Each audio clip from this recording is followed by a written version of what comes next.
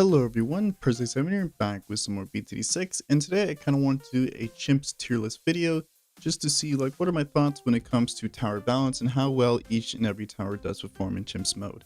Now before we begin, I'd like to say that each of the tier 5 icons here actually represent the entire path from tiers 3 through 5. So Crossbow Master here represents Sharpshooter, Crossbow, and then Crossbow Master. And so that's why you kind of see funky towers like here, like True Sun God and Legend of the Night, which both of these are unaffordable in like a chimps game before around 100.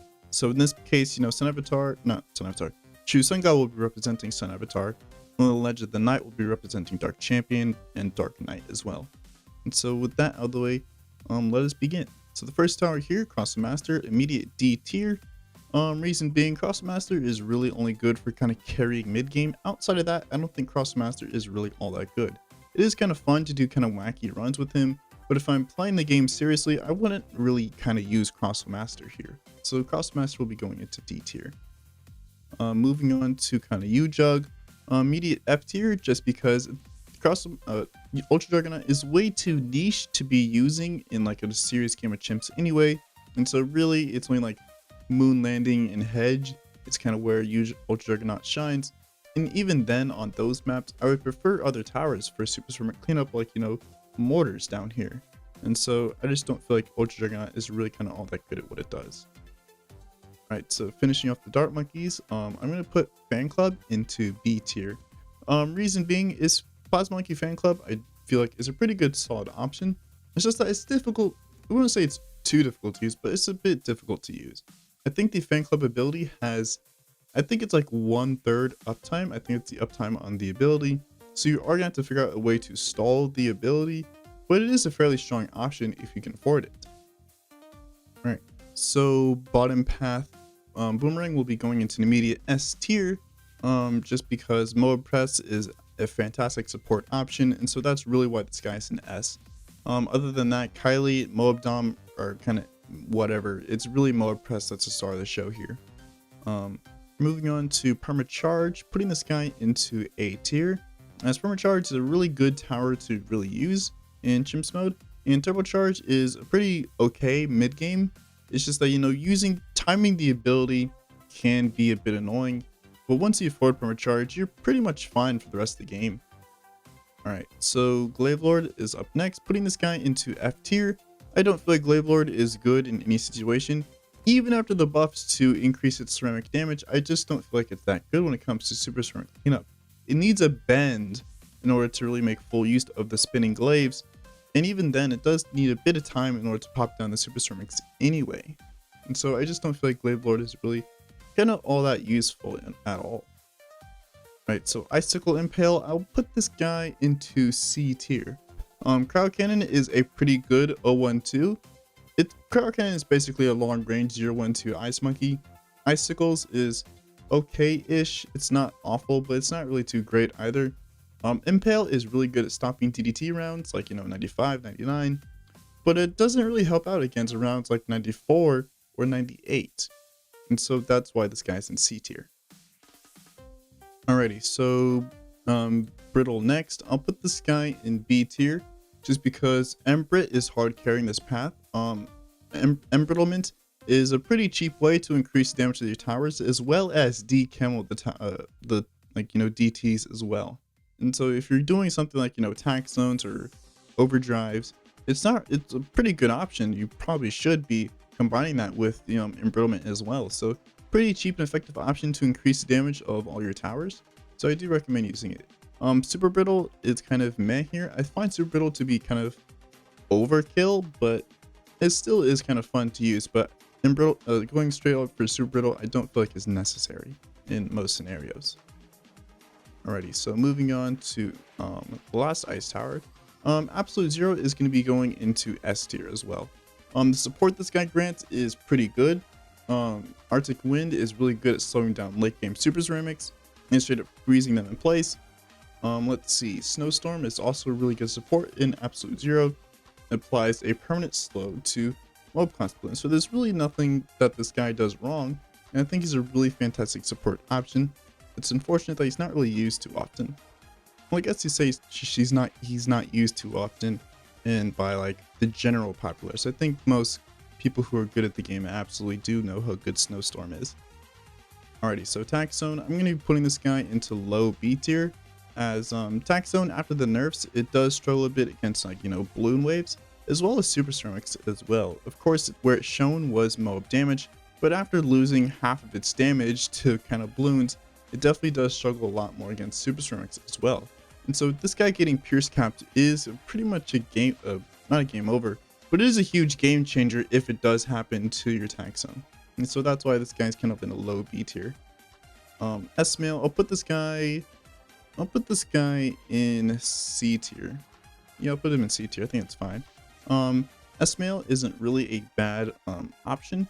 Maelstrom is an okay-ish for kind of mid-game. It can help out against rounds like, you know, 63, 78, 76, all those dense waves. S-Mail is not a bad option, but it does kind of rely on like a single lane map anyway in order to really make full use of it. Alright, so this guy, I think I'm gonna put him, I'll put him in C tier. Inferno Ring is a pretty good option. It's basically a win condition if you do manage to afford it. Ring of Fire isn't really too bad for mid game. It does do a lot better against dense waves like, you know, 63, 78 than like, you know, Overdrive does. But the trade-off is it does have worse Moab damage, despite the fact it does do higher damage on paper than you know Overdrive does. But I mean, this ranking is also kind of assuming that if you're going for Ring of Fire, you're pretty much committing to Inferno Ring. I don't see a reason why you'd want to stop at tier 4, unless you're doing a challenge, or there's just some other reason I can't think of right now. So moving on to Super Glue, I think I'll put Super Glue in S tier as well. Main reason being is Moab Glue is hard carrying this path. Super Glue on its own is kind of whatever, it's meh. Relentless Glue again is kind of whatever. Moab Glue, fantastic support option. I think we all kind of knew this was coming. Alrighty, so Glue Storm. I'll put this guy into, I'll put him into low B tier as well. Glue Storm is a pretty good support option when it comes to increasing the damage of your towers, as well as de-leading late game DDTs as well, which could replace your MIB, as well as kind of give better benefits than a MIB, just because, you know, you can now deal additional damage to them. Of course, this is most like used effectively when combined with like low damage towers, like, you know, Tax Zone and Glue Storm is also pretty good, and Super Maelstrom and Glue Storm is also a pretty good combo as well. Solver is going to be going into an immediate F tier, just because same situation with kind of Glaive Lord and U-Jug. It's just not really too great when it comes to Superstorm and cleanup. Bomb Blitz, I'm going to be putting this guy into D tier. Recursive Cluster is good against 63 and all that, but really outside of that, I don't really find myself kind of using Recursive Clusters anyways for round 6, like 63, or kind of those dense waves. Bomb Blitz isn't really kind of a bad option for kind of late game, but I think there are kind of better towers for kind of late game that are around similar price point to kind of Bomb Blitz anyway. And so I definitely would prefer other options other than, like, you know, Bomb Blitz. Alrighty, so we have Bloon Crush. I'm going to be putting Bloon Crush in D tier. Reason being is Bloon Impact, I feel like, is a mid-game option when it comes to kind of stuns and slows. Bloon Impact is on the bottom of my list when it comes to kind of stuns and as well as slows. I feel like Ice does a better job, like Arctic Wind and all that, does a lot better job when it comes to stuns and slowing. Bloon Crush is also pretty expensive to afford in Chimps mode anyway, but I mean, once you do get it, it's almost a free win. Round 100 is something you don't have to worry about because you need BAT damage. But other than that, I just don't think Bloon Crush, or this path in general, is just really all that remarkable. Elim, I'm actually going to be putting this guy, I think I'm going to put him in A tier. I do think he is a pretty good option. I think this path in general is pretty good. Moab Mauler is pretty good for kind of early game Moabs. And Mauler spam is also a strategy that you can use, although Mauler spam did kind of fall out of favor in the most recent updates. Assassin, also a pretty good option. Elim, you know, 4,500 damage, I think it's every 15 seconds or so, is also pretty good as well. Alrighty, so Sky Shredder, I'm putting this guy into A tier. immediate A tier. This guy is really good for kind of chimps mode. He has natural camo not natural camo detection, natural lead detection, so he can pop DTs with just a camo village, as well as the fact that I think this guy is still meta on something like Ravine chimps anyway, which is still pretty impressive after all these years and changes. Although I could still be wrong about that, but I still think Ravine chimps with Sky Shredder is still a pretty solid strategy to kind of go for. It's a really powerful option for chimps, really good for DDTs as well as kind of general mob damage anyway.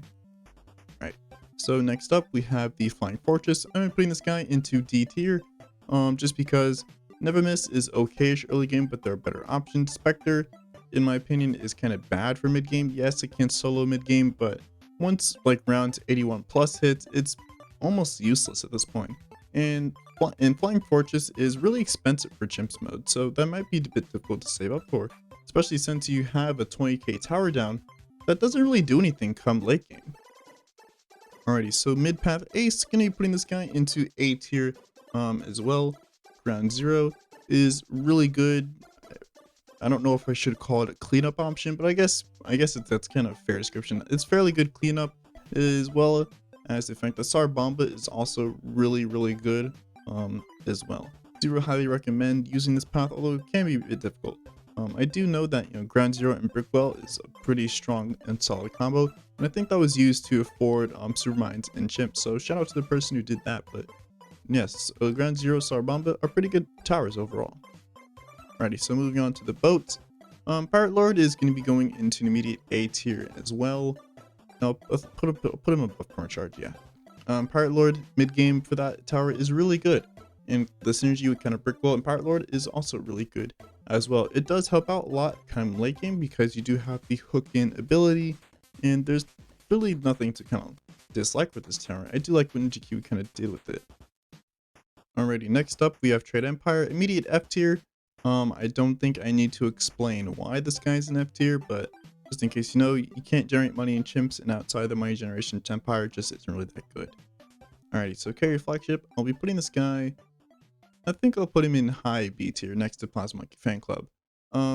This guy isn't really kind of a bad mid-game option. He can be used to kind of buff monkey aces, like, Sky Shredder, but other than that, that combo is kind of expensive, so most people don't go for it, but it does do pretty well come late game. It's not really bad at DDT damage, and just kind of general mob damage as well. Alrighty, so next up we have mid-path Ace, mid-path Heli, I mean. This guy's immediate S tier, as Downdraft is really amazing support. Chinook can be used for kind of moving around towers. Marine isn't a bad DPS option, but other than that, it's really just kind of Downdraft that's the star of the show here. Alrighty, so next up we have Apache Prime. I'll be putting Prime, I'll put Prime in A tier. Prime, you probably already know this, but Prime is a pretty solid option. It's unfortunate, it's not really too amazing against DDT, since like I think it's only like half the attacks can damage DDTs anyway. But other than that, a Prime is a pretty solid option all around. And Dart Ship isn't really too bad when it comes to kind of mid game as well. Alrighty, so this guy, I think I'm gonna put him actually above Permacharge and A Prime. When I used him in the most recent video, I don't think I gave him enough credit. But Comanche Defense, in my opinion, I find it better to be better than Prime, if I'm being honest. The reason being, I think Comanche Commander is better than A Prime is because you have a slow already built into your DPS tower with the form of the Moab Shove. And Comanche Defense isn't really all that bad mid game. I think it's a fantastic mid game tower for Comanche Defense for like the price of it is. I think it's a really solid option.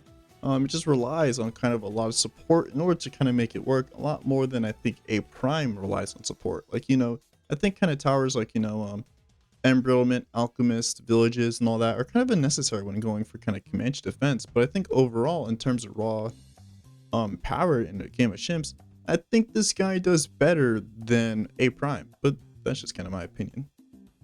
Alrighty, so this guy, I'll be putting this guy into... I'll put him in A. I don't think he's as good a support option as kind of the guys in S tier, but even still, I do think he's pretty powerful in his own right. I don't think I should put him in low A. I'll put him in high A. No, I'll put him in high A. Shattering Shells is really good at kind of, nuking rounds 98, and Signal Flare is a pretty good decamo option now. Bloons Generation is kind of whatever. It's not a bad damage dealer as well, but there are better options if I'm being honest. Alrighty, so biggest one. I'll be putting the biggest one in A as well. Biggest one after the kind of damage buffs to kind of burning stuff. It's a really solid option for kind of mobs as well as kind of super strengths as well.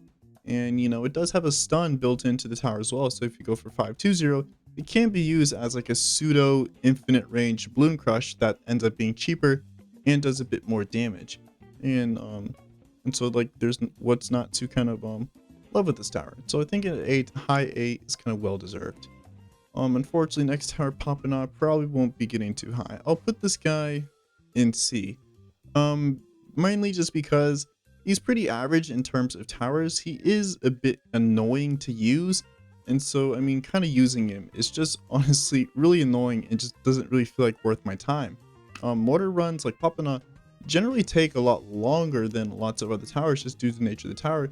You kind of want to slow down the game in order to make sure you're microing all over the map properly, which can be a bit annoying on like, you know, PC as you're constantly hitting tab and then, you know, clicking where it is, tab again, clicking where it is, tab, clicking.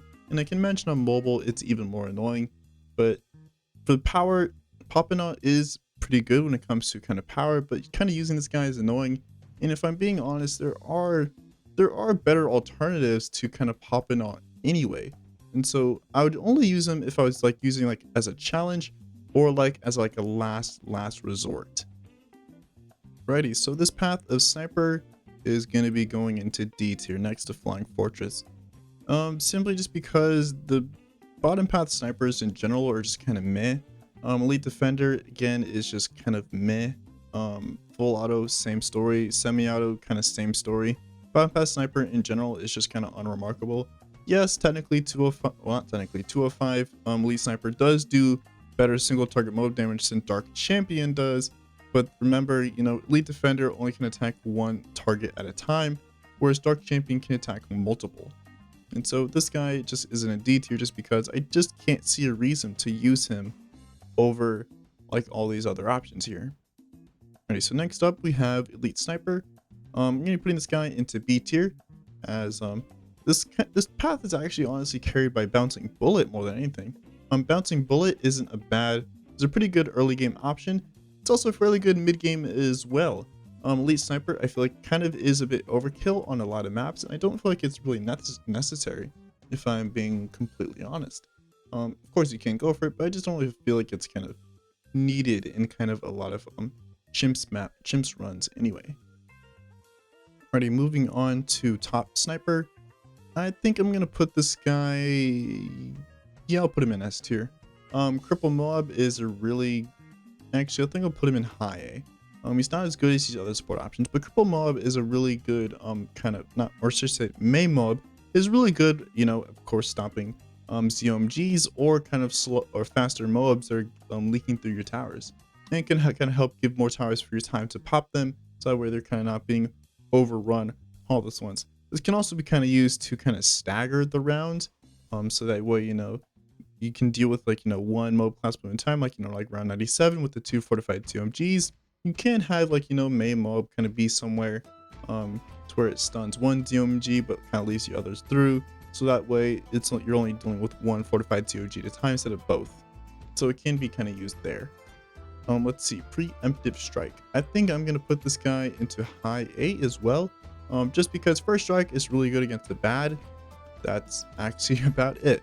Ballistic missile is okay-ish. B missile spam is okay, but it's only going to like one map, which being like Flooded Valley anyway. And preemptive is kind of eh. I end up not really going for preemptive. It's really just first strike that's hard carrying this path. Alright, next up we have Energizer. I think I'm going to put this guy into B tier. I'll actually put him in high B tier. I'll put him above carrier, and I'll put him below. This guy should be here. And then, okay, so for Energizer, reason being he is in B tier is because submerged support, again, is a pretty good decamo option. Reactor is really good in combination with Pyrolord and Admiral Brickwell, and Energizer can also be used to increase the levels of your heroes if you have a slow leveling hero like Sai or Churchill or Adora. Energizer can kind of help those guys get up to level 20. Okay, so Sub Commander will kind of be in the middle of the pack of B tier, just because Sub Commander, again, like you guys probably already know, Sub Commander is pretty decent. Although what I end up finding if I'm going for a Sub Commander based strategy is I have to afford Sub Commander before 63. If not, I basically might as well restart, because I'm not going to be able to beat 63 with just like a couple of AP darts. And if I spend too much money on AP darts, I'm going to end up being screwed kind of a lot later down the road, where I can invest that money more into support instead of straight up damage. And so I kind of find that myself, I have to afford some commander before 63. If not, I'm basically screwed. Alright, next up we have Dartling. Let's go for, I think I'll put this guy in a high A tier. BADS is a really solid mid-game option, and Bez in its own right is pretty powerful itself. Buckshot is okay-ish. It's not awful, but it's not really like too amazing either. And so yeah, I think this is well-deserved A tier. Alrighty, mid-path. I'm gonna put this guy, and I think I'm gonna put him in a low D tier just because Hydro Rocket Pods is okay. It's an okay mid-game option. Rocket Storm again is just okay. MAD is really expensive, and I don't feel like Rocket Storm is a good stepping stone into MAD if I'm being completely honest. And so just this guy overall is just kind of whatever. The mob damage he does, of course, is insane and is unmatched by no one, but even still, for like $60,000, you know, you have to fight, you have to invest that rest of the money into kind of super tournament cleanup. Alright, so this guy is going to be going into A tier. Plasma Accelerator is pretty good for kind of mid game as well as late game as well. The only thing Plasma Accelerator struggles with is like super ceramics, and Azili can kind of help mitigate that if you do kind of use her mob packs properly. And Ray of Doom is also not bad when it comes to when it comes to like, you know, beating chimps as well. This guy gets up higher than Flying Fortress just because Plasma Accelerator is much better than Spectre in my opinion. Right, moving on to the Magic Monkeys, immediate F tier for this guy. I don't think I need to explain why. Blue Master Alchemist steals money and therefore should not be used in a game of chimps unless you're doing a challenge. Don't recommend this guy at all, although he does look the best out of all the monkeys in my opinion. Alrighty, so mid-path Alchemist. I think I'll put this guy into B tier as well, simply because Unstable Concoction is a pretty good support option, but whenever I use it, what I end up finding is it ends up popping down all the mobs and BFBs and whatever, and I just have a billion ceramics like run through my defense, which of course hurts me in the long run. TT5 isn't really a bad option. I think the ability has, I think it's 50% uptime, and so the ability is pretty strong. It's just kind of unfortunate that, you know, most people don't actually go for it because, well, it's an ability, and so most people don't want to be bothered using that. But even still, I think this guy is still pretty powerful. TT4, I'm not really too familiar with the tower, but TT4 seems kind of okay-ish for kind of mid-game shenanigans. The only thing you have to kind of worry about is purples, as well as kind of getting Pierce capped as well. Alrighty, so Permabrew will be an immediate S tier. You probably already saw this coming, you probably already know this, but you know, Top Path Alchemist is absolutely busted, so I won't really speak too much on that. Let's move on to the ninjas, with first being Master Bomber. I think I'll put Master Bomber. I think I'll put Master Bomber. I think I'll put him in B tier. Master Bomber in its own right is pretty powerful. Sticky Bomb isn't really bad for kind of mid-game options. It basically, you shut down all mob class balloons all the way up to like, you know, the 80s. And, you know, Master Bomber is pretty powerful. You can afford it. You know, it beats all DDT rounds. I think only 99 is going to be a bit of a struggle. But, I mean, aside from that, you know, Master Bomber, pretty powerful. Pretty good tower. Grandmaster, I'm putting this guy into kind of middle of the road of A.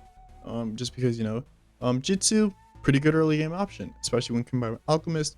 And I think Grandmaster is still the meta on like hashtag ouch chimps. Now, correct me if I'm wrong about that, but I still believe it is. But even still, Grandmaster is pretty strong in its own right. Bloon Jitsu is a pretty good early game tower as well as a mid game option as well. So nothing to kind of dislike with this guy. Alrighty, so we have Sabo, immediate S tier. You know, Sabo basically like indirectly, you know, doubles the damage of every tower on screen just because every tower on screen now has 50% more time in order to pop them. So of course this guy's can be going to immediate S tier. I think we also kind of saw this coming. Bottom path, super. I'll be putting this guy into kind of A tier as well. Simply because Dark Knight is a pretty good kind of mid game as well as kind of late game option as well. If you can save it for Dark Champion is also basically a win condition as well. And Dark Knight also does help out quite a bit against, like, you know, DDT rounds. All right, next we have Super Monkey. The supers. All right, so where do I want to put this guy? I think I'll put this guy. I think I'll put Tech Terror kind of in a low A. Middle path Ace is, or not Ace, middle path Super is pretty good. Robo Monkey I feel like isn't bad when it comes to mid game. Tech Terror I feel like is a pretty good late game tower. Is like, you know, the ability is also pretty good. Anti-Bloon, I'm not really kind of ranking on Anti-Bloon too much because Anti-Bloon is a bit pricey, and thus, you know, most people when they go for mid path Super, they don't really go all the way to Anti-Bloon, but some do. But Tech Terror is pretty good, and Robo Monkey is also pretty good as well. Let's see. I think I'll put this guy right, like a bit above.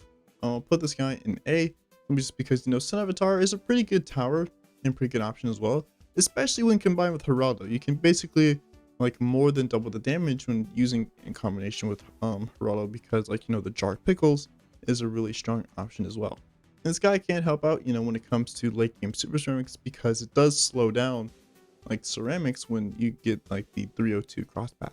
Alrighty, so we have WLP mid path Wiz. I'm gonna put up here as actually I'm gonna put him above First Strike, because D Breath is a pretty good mid game option. Is Phoenix as well is also a really good kind of mid game as well, and so it's a pretty good mid game tower that allows you kind of save up for kind of whatever you want, and it doesn't do awful when it comes to late game stuff as well. Wizard Lord Phoenix also isn't a bad tower in its own right, but most people stop at Summon Phoenix, but Summon Phoenix on its own is pretty powerful. So next up, Prince of Darkness, also going into A tier as well, because Prince of Darkness is pretty good cleanup as well as a DDT destroyer. And Necromancer I don't feel like is too terrible when it comes to kind of mid game stuff, and so nothing to really dislike about this guy. Moving on to Archmage, I'm gonna put Archmage in a C tier, just because Archmage is kind of meh. There are definitely a lot better options than Archmage, if I'm being completely honest, and I just don't know if like Archmage is too remarkable in my opinion. It's just kind of a bit underwhelming. There are definitely a lot better options that I could go for that don't revolve around Archmage. Alright, so last but not least, we have the Druids. Avatar Wrath is going to be going into A tier. Avatar Wrath, pretty solid when it comes to general mob damage. Around 100 is pretty easy now that you have it. But the only thing you have to worry about is kind of ceramics. Alright, next up we have Spear of the Forest. This guy is going to be going into C tier, as Spear of the Forest itself I feel like is okay-ish. Its mid-game options I don't feel like are too good. Jungle's Bounty is good for early game, but not Jungle's Bounty. Druid of the Forest is good for early game, but Jungle's Bounty I don't feel like is too good for kind of mid-game stuff at all. And so that's why this guy is in a C tier. He's just kind of average. Superstorm is going to be going into D tier. Reason being, Druid of the Storm I don't feel like is too good mid-game or early game, and Ball Lightning is same thing. I don't feel like it's too good for mid-game or early game. It's just kind of Superstorm. The reason it's not in F with all these other options is because Superstorm does something if you can afford it. These guys I feel like don't really help out too much. Alright, so next up we have XXXL Trap. This guy I think I'm going to put him in D tier as well. Reason being, Outclock Double Gun isn't really bad when it comes to early game, but that's really only where Double Gun really shines. Bloon Trap I feel like is okay-ish mid game, and XXL Trap is expensive. It's kind of a similar situation to Superstorm, and so that's the reason these guys are here. They kind of both have the same problem. Overclock, when it comes to support options, this guy is kind of mid. Overclocking a tower, I really kind of overgo for overclock if I'm doing a challenge or if I'm doing like a 2 megapop style challenge. Other than that, I don't actually go for overclock, and I think there are better support options than overclock. Decreasing the price of Ultra Boost so it's affordable in chimps I feel like is great, but realistically, what tower are you going to be Ultra Boosting anyway that's going to make it worth using? As whatever tower it is, it's probably going to be like a stronger tower and therefore more expensive. So you're probably going to be affording Ultra Boost pretty late, and thus won't get all 10 stacks on the tower. Alrighty, so Sentry Champion is going to be going into D tier. As much as I love this guy and it pains me to say this, he just isn't that good in the context of chimps. He's pretty fun to use. It is fun to like kind of stack buffs on one singular tower, but even still, the damage he does is kind of whatever. And for his price point, there are so many better options. Sentry Expert is okay-ish for mid game. Sprockets is whatever. Sentry Champion, this path in general is just whatever. Alrighty, this guy I'm going to put into A tier, as I do believe Carpeted Spikes is a pretty good option for, not Carpeted Spikes, Spike Storm is good for kind of around 100 bads, and Carpeted Spikes itself also isn't too terrible, especially after the most recent buffs. Alright, next we have a Permaspike. I think I'm going to put this guy into high A at the top of A tier actually, and we probably already saw this coming, but you know, Permaspike is, of course, is incredibly strong. Even after all the nerfs it received, it still remains like one of the top options when it comes to chimp strategies. Alrighty, next up we have Supermines, putting this guy right next to Permaspike, just because Spike Balls is also an incredible mid-game option, as well as a late-game option as well. I think it does really well against late-game Super Ceramics, as well as kind of mid-game Super Ceramics as well. Actually, I think Spike Balls does a lot better against late-game Super Ceramics because Super Ceramics don't spawn any children, so Spike Balls does a lot better there. Supermines, of course, it's affordable in chimps, but only like the most easiest of maps anyways, and so Supermines isn't really counted into this ranking. Monkeyopolis, F tier immediately. Homeland Defense. Let's see, I think I'll put Homeland, I think I'll put him in B tier, middle of B tier, as I mean, Homeland's pretty good, but it's $60,000 for double attack speed, which I mean, you can get the same effect for cheaper with Sabo. So is it really worth using in my opinion? Not really. Kind of the buff to Call to Arms was interesting, as now the abilities now map wide instead of in the radius, so that makes Call to Arms better. But Middle Path Village itself, I feel like it's kind of meh. MIB I guess can be used for like DDT rounds, but even still, MIB, I feel like there are better options when it comes to kind of countering DDTs and just MIB in general. And I don't really like investing like, you know, $60,000 just for like, you know, double attack speed and Pierce. And you have to remember, like, what tower are you going to be homelanding anyways? Alrighty, finishing off with support towers. We have Primary Expertise. This guy is going to be going into B tier, as he's pretty average. The main ballista attack is not bad at all. It does like, I think like 200 damage, like 100 pierce, so it's pretty good against like, you know, mobs. And ceramics can be a bit of an issue just because ceramics might fly through Primary Expertise like before Primary Expertise has a chance to attack it again. But I mean, it's not really as good now that Mauler spam kind of fell out of favor, but regardless, I still think it's a pretty solid tower. Now that's it for the heroes. I'm not actually going to, not heroes. Now that's it for all the towers. I'm not going to rank heroes in this video. If you want to see me kind of rank heroes in another video, I can go a bit more in depth when it comes to where the heroes rank up when with each other. I feel like this video is already getting a bit lengthy anyways. And so if you enjoyed the video, you know, like, comment, subscribe, join Discord, link is down below in the description. Also, if you want to critique my ranking anyway, please feel free to do so. Leave in the comments what you think I could have, what towers deserve to be moved up or kind of moved down. I look forward to seeing what you all have to say. And that's all for me. I'll see you all in the next video.